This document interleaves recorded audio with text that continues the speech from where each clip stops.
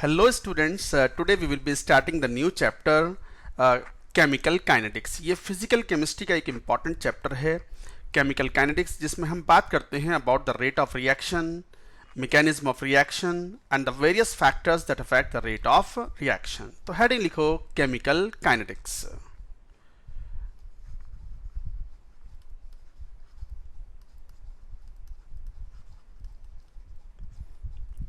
आसान comfortable topic है ये, कंफर्टेबल चैप्टर है ये। कंफर्टेबल क्यों बता रहा हूं? जैसे बच्चे ही बताते हैं कि सर वो आयनिक ना खून पी जाता है सर। ये वैसा नहीं है, ये बिल्कुल वैसा ही है जैसे बहुत कंफर्टेबल टॉपिक्स में, जैसे केमिकल इक्विलिब्रियम इज कंफर्टेबल, जैसे liquid solution and colligative properties is comfortable, ऐसे chemical kinetics is also a comfortable chapter. और इसमें स्टूडेंट्स को कोई दिक्कत नहीं आती। और आईआईटी जेई मेन में बात करें तो एक क्वेश्चन जरूर आता है एक पेपर में, और आईआईटी जेई एडवांस्ड में भी एक या दो क्वेश्चंस आ जाते हैं फ्रॉम दिस चैप्टर। तो this makes up a easy comfortable chapter जो स्टूडेंट्स पसंद करते हैं। तो chemical kinetics, kinetics means measurement of the rate of reaction। तो लिखो definition, it deals with measurement of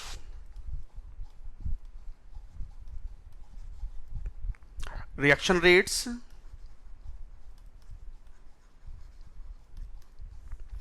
mechanism,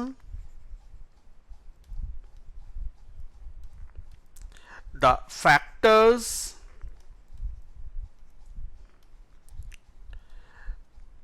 which affect rate of a chemical reaction। तो chemical kinetics का मतलब measurement, experimental measurement of the reaction rates, mechanism of the reaction and various factors that affect the rate of reaction, जो rate को बढ़ा सकते हैं या घटा सकते हैं। रिएक्शन रेट क्या है उसके बारे में बात करेंगे। एक्चुअली एक बात ध्यान दें, किसी भी केमिस्ट को, मान लो कोई मैन्युफैक्चरिंग यूनिट है किसी केमिकल की, केमिकल इंडस्ट्री में, तो उसके सामने तीन क्वेश्चंस अराइज होते हैं। नंबर वन, कि whether the product formation from the given chemical reaction is feasible और नॉट, और ये आंसर मिलता है थर्मोडायनेमिक्स से, थर्मोडायनेमिक फिजिबिलिटी। और वो आंसर मिलता है हमें डेल्टा जी से। अगर under given set of conditions of the pressure and temperature, जो केमिकल रिएक्शन है जो हम प्रोडक्ट बनाना चाह रहे हैं, उसका डेल्टा जी अगर नेगेटिव आता है तो yes, it is thermodynamically certified that reaction can proceed in the forward direction. तो पहला तो क्वेश्चन ही केमिस्ट के सामने ये होता है, जो प्रोडक्ट मैन्युफैक्चर हो रहा है, जो केमिकल मैन्युफैक्चर हो रहा है फ्रॉम द केमिकल रिएक्शन, कि वेदर इट इज फिजिबल और नॉट। तो who tells us? Second law of thermodynamics. दूसरा क्वेश्चन होता है कि अगर ये एक रिवर्सिबल रिएक्शन है, to what extent this can go in the forward direction, that means what is the value of equilibrium constant. So the value of equilibrium constant is also commented by second law of thermodynamics. कैसे? Delta G not is equal to minus R T L N K equilibrium. तो equilibrium constant भी तो second law से ही आता है। तो एक तरीके से पहला क्वेश्चन कौन सा, कि रिएक्शन आगे जाएगी नहीं जाएगी under given set of conditions of pressure and temperature. दूसरा क्वेश्चन कौन सा, to what extent reaction will proceed. ये दोनों ही क्वेश्चन के जवाब कौन देता है? Second law of thermodynamics, using delta G और डेल्टा जी नॉट। तीसरा क्वेश्चन, कितना तेज चलेगी रिएक्शन या कितना स्लो चलेगी reaction, that means rate of reaction, rate of conversion of the reactants into product, और rate of the formation of product with time, that is called rate of reaction. तो कितना तेजी से रिएक्शन जाएगी या कितना स्लो जाएगी, दैट इज ऑल्सो इंपॉर्टेंट। पता चला कोई केमिकल प्रोड्यूस करना है और बड़ा नायाब केमिकल है जो कि मार्केट में अच्छा सेल होगा, इंडस्ट्री कोई भी प्रोडक्ट बनाती है तो बेच के तो पैसे कमाएगी, तभी तो सरवाइव करेगी, तभी तो एम्प्लॉयज़ की सैलरी देगी एंड ऑल दैट, तभी तो खर्चे निकलेंगे उसके। तो भाई मान लो चलो ये भी बढ़िया है कि प्रोडक्ट बहुत नायाब है, बहुत बढ़िया है, फिजिबल भी है थर्मोडायनेमिकली, एक्सटेंट ऑफ रिएक्शन भी काफ़ी ज़्यादा है फॉरवर्ड डायरेक्शन में। पता चला बहुत स्लो है रिएक्शन, महीनों वेट कर रहे हैं तब जाके प्रोडक्ट बन पा रहा है, तो that will not be feasible. तो इसका मतलब rate of reaction is also important. That means per unit time, per second, per hour, per day या per week, how much of the chemical can be produced. The measurement of the amount of the chemical per unit time produced is also called the rate of reaction. So that we study in chemical kinetics. अब जैसे example लो, reaction तो feasible reactions, spontaneous reactions तो fast भी हो सकती हैं, slow भी हो सकती हैं। ये बात तो हमने सेकंड लॉ ऑफ थर्मोडायनेमिक्स के इंट्रोडक्शन में भी बोली थी। जैसे रस्टिंग ऑफ आयरन है, it is a spontaneous process, लोहे को जंग लगता ही रहता है धीरे धीरे धीरे, it's a very slow process. But precipitation reaction या acid base neutralisation reaction, they are very quick. आप इधर एसिड और बेस को मिलाओ, within no time it reacts and the water is formed, salt is formed. मान लो कोई precipitation है, सिल्वर नाइट्रेट सॉल्यूशन लो और उसमें KCl मिला दो, तो AgCl का पीपीटी, वाइट पीपीटी, तुरंत विद इन नो टाइम, पलक झपकते ही, in the wink of time, the reaction goes to completion. So they are extremely fast reactions. तो spontaneous reactions may be slow, may be fast. ये जो तीसरा वाला part है, this we are going to aim now, rate of reaction. I hope you have understood that किसी भी chemical reaction के लिए तीन टर्म्स बहुत इंपॉर्टेंट हैं, तीन क्वेश्चंस के आंसर देने बहुत जरूरी हैं। मैं फिर रिवाइज कर देता हूँ। Spontaneity of that reaction, who tells it? Thermodynamics second law. Extent of the chemical reaction, who tells it? Chemical equilibrium. Chemical equilibrium is again defined by second law of thermodynamics. और तीसरा question, rate of chemical reaction, उसका thermodynamics से लेना देना नहीं है, and that is dealt with chemical kinetics. तो chemical kinetics deals with the measurement of the reaction rate, its mechanism, and mechanism depends on the energy and orientation of the individual molecules. So we also call it the microscopic study or molecular study of the matter. तो याद रखेंगे, thermodynamics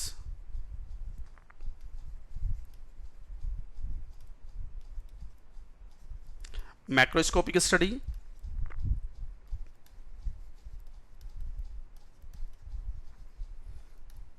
bulk matter of bulk matter, जबकि chemical kinetics that means rate of reaction,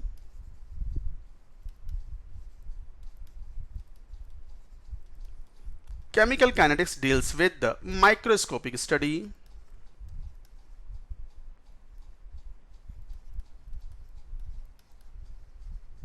or molecular study.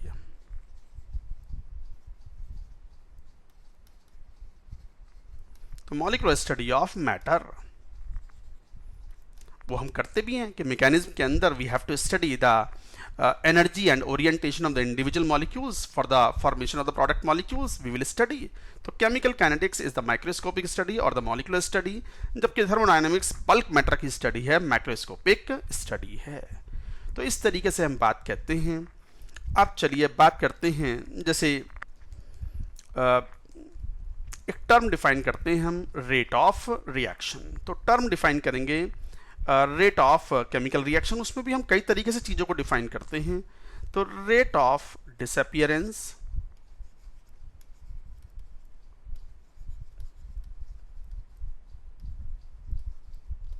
And rate of appearance.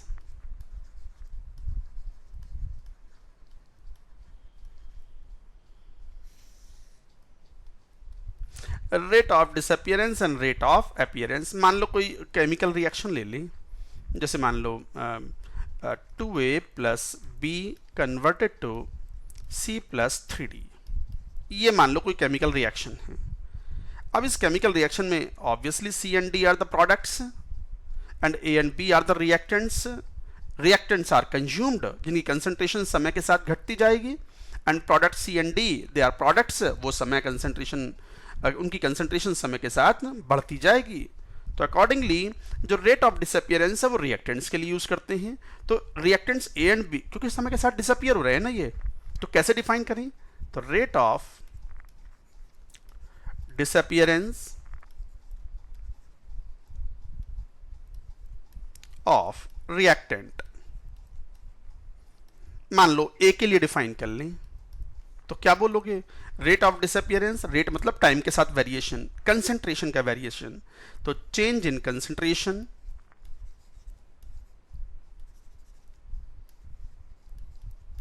Of A upon time taken. जितने time में concentration change of ए हमने major किया है उन दोनों का रेशियो कहलाएगा rate of disappearance of the reactant A. अब यहाँ भी जैसे जैसे वो आप स्पीड पढ़ते हो ना, average speed and instantaneous speed, उसी तरीके से हम यहाँ डिफाइन करते हैं, माइनस साइन लगा लेते हैं, delta concentration of A upon delta T.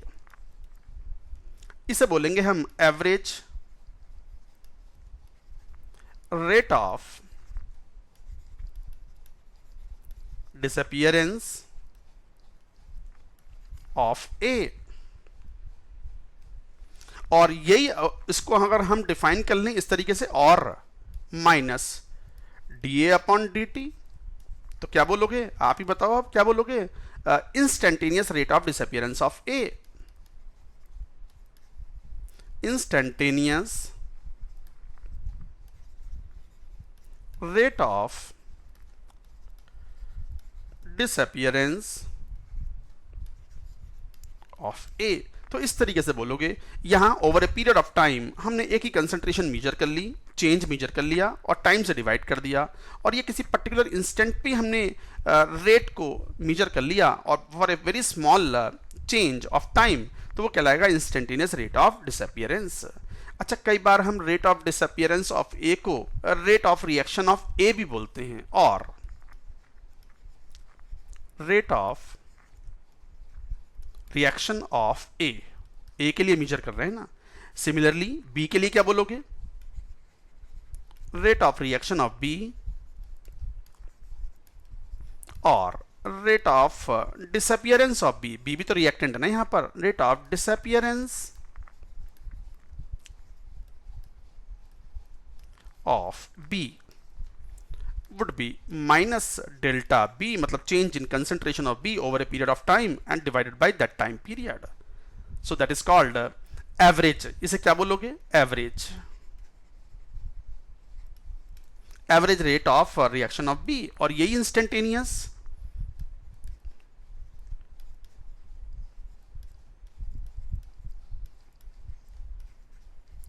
rate of reaction of B, तो क्या बोल दोगे? आप ही बताओ। Minus D B, square bracket के अंदर रख देते हैं किसी स्पीशीज को, तो वो मोलर कंसेंट्रेशन को रिप्रेजेंट करता है, अपॉन डी टी।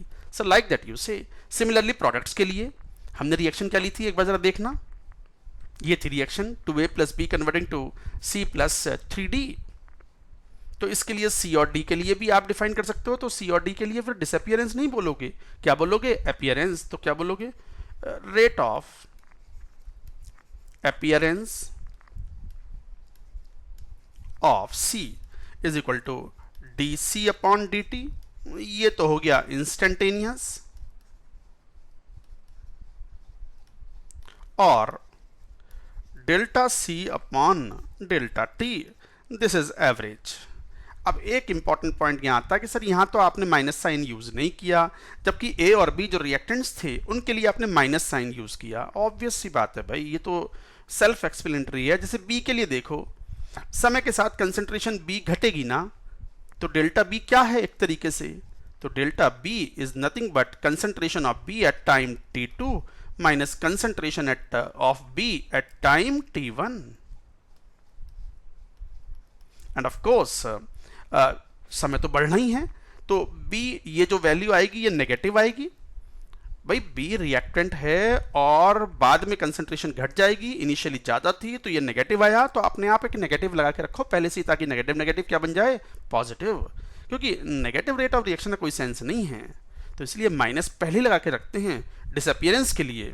तो रिएक्टेंट्स के लिए हम माइनस लगाते हैं, प्रोडक्ट के लिए नहीं। प्रोडक्ट की तो कंसंट्रेशन बढ़ रही है टाइम के साथ, देखो dC upon dt is positive, समय के साथ C बढ़ेगा because reaction is proceeding in the forward direction. I hope you have understood point. Similarly, rate of appearance of C. अच्छा, rate of appearance of C को ऐसे भी लिख सकते हो, और rate of reaction of C ऐसे भी बोल सकते हो। Similarly, you can define rate of appearance of D would be equal to dd upon dt instantaneous, or delta D upon delta t, and both the values could be different depending upon the variation. तो वो तो तरीका है measure करने का. Mostly we use the instantaneous rate for the expression to show the behaviour of the variation of rate of reactions. जैसे graphically इसको show करना चाहें, graphically we can show the rate of disappearance and rate of appearance.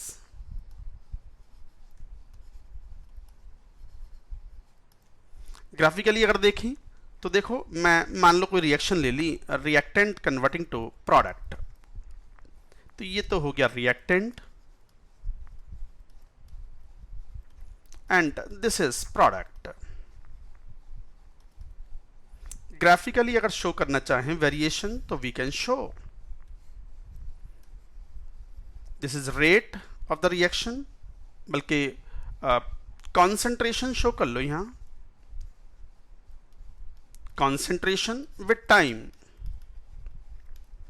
जरा देखना, तो मान लो reactant की concentration शुरुआत में ज्यादा होगी और प्रोडक्ट तो जीरो ही था, तो कंसेंट्रेशन मान लो ऐसे वेरी की. ये प्रोडक्ट की कंसेंट्रेशन का वेरिएशन यूं है. तो this is showing the concentration of the product P, this is showing the concentration of the reactant R. तो मान लो एवरेज निकालना है, तो क्या करें, over a period of time.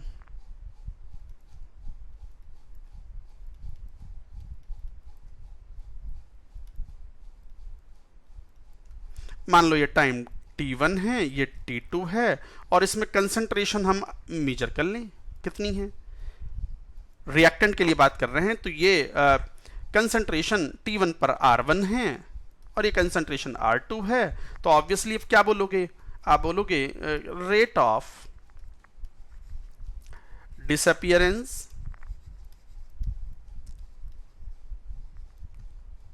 Of R reactant would be equal to minus delta R upon delta T. So that would be equal to value measure कर लो. T1 time पे what was the concentration, T2 time पे what is the concentration, तो minus R2 minus R1 upon T2 minus T1.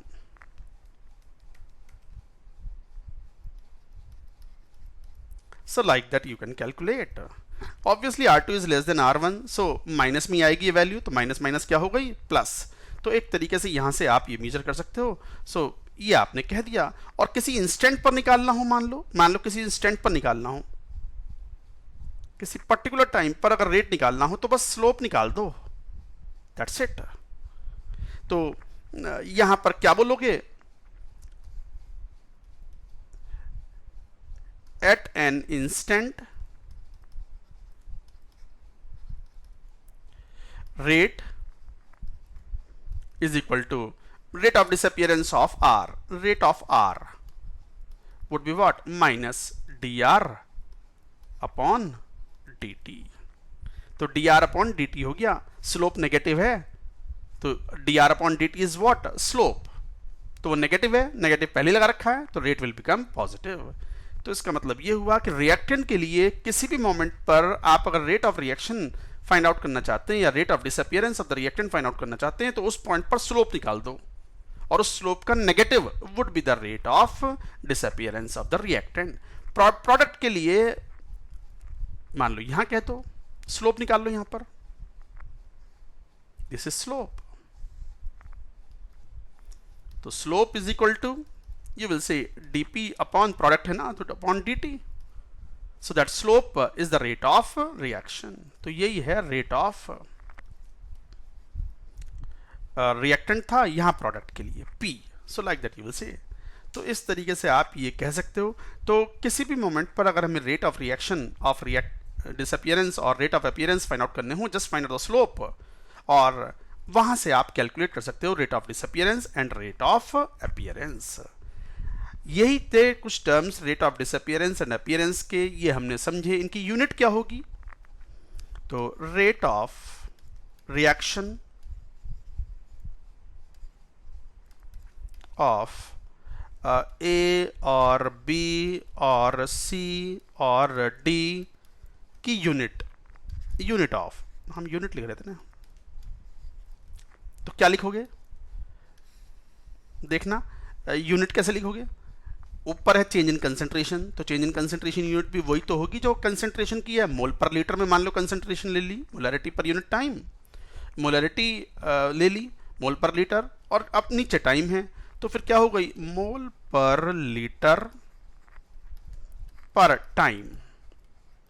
और जरूरी थोड़ी है कि concentration का चेंज मान लो कंसंट्रेशन का चेंज ही लिया जाए, हो सकता है गैसेस इन्वॉल्व हों, और गैसेस के लिए तो एक्टिव मास हम पार्शियल प्रेशर के टर्म्स में लेते हैं, तो पार्शियल प्रेशर अगर एटमॉस्फेयर में ले रहे हैं तो change in partial pressure upon delta T लेंगे, तो फिर ऐसे भी ले सकते हैं एटमॉस्फेयर पर यूनिट टाइम और pascal per unit time. So like that you can define the rate of reaction, maybe in mole per liter, active mass is taken in the mole per liter terms, or in atmosphere या Pascal, depending upon gases are involved, depending upon how we have taken the active mass of the various substance. तो ये हमने introduce किया rate of disappearance and rate of appearance. Next video lecture में बात करेंगे इनका interrelation for a given chemical reaction, and also एक term define करेंगे रेट ऑफ रिएक्शन। ये भी तो रेट ऑफ रिएक्शन थे, नहीं, ये rate of disappearance of reactant and product थे, specifically for the reactant and product. किसी रिएक्शन के लिए एक और टर्म डिफाइन करेंगे हम, ना वो रिएक्टेंट के लिए स्पेसिफाई होगा ना प्रोडक्ट के लिए स्पेसिफाई होगा, क्या बोलेंगे उसको, rate of reaction. That we will take up in the next video lecture. That's it for now.